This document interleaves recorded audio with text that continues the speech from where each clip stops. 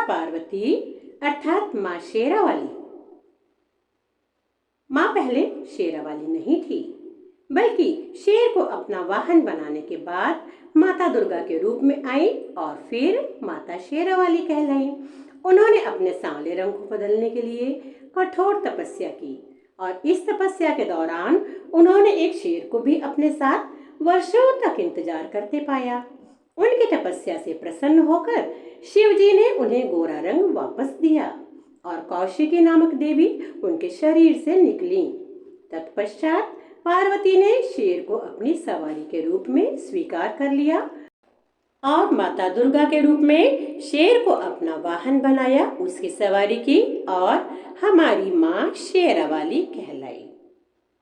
आइए इस कथा को और विस्तार से जानते हैं। माता पार्वती माँ सती का ही पुनर्जन्म है। सती ने अपने पिता दक्ष के यज्ञ में अपना शरीर त्याग दिया था और शिव जी को पति के रूप में पाने के लिए पुनः हिमालय की पुत्री के रूप में जन्म लेने का संकल्प किया था।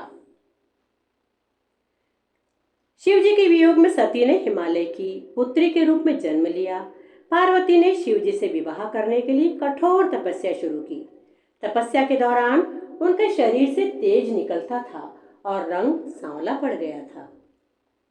तपस्या करते समय एक भूखा शेर वहां आता है, लेकिन पार्वती की तपस्या के तेज और उनके प्रति निष्ठा से प्रभावित होकर वह उन्हें भोजन बनाने के बजाय वहीं बैठ जाता है और उनके तप खत्म होने का इंतजार करता है। वर्षों बाद शिव जी प्रसन्न होकर प्रकट होते हैं और उन्हें गोरा रंग वापस पाने का वरदान देते हैं। जब पार्वती स्नान करती है तो उनके शरीर से एक और देवी प्रकट होती है जो कौशिकी कहलाती है और पार्वती का सांवला रंग गायब हो जाता है, जिससे वह गौरी बन जाती हैं। पार्वती स्नान के बाद वापस आती हैं तो शेर को वहीं बैठा देखती हैं। शेर के धैर्य और तपस्या से प्रसन्न होकर पार्वती शेर को वरदान देती है और उसे अपना वाहन बना लेती हैं। शेर को अपना वाहन बनाने के बाद ही देवी पार्वती को शेरावाली और माँ दुर्गा कहा जाने लगा। तो इस प्रकार हमारी माता दुर्गा माता शेरावाली हो गई। तो आइए सब मिलकर कहते हैं जय माँ शेरावाली।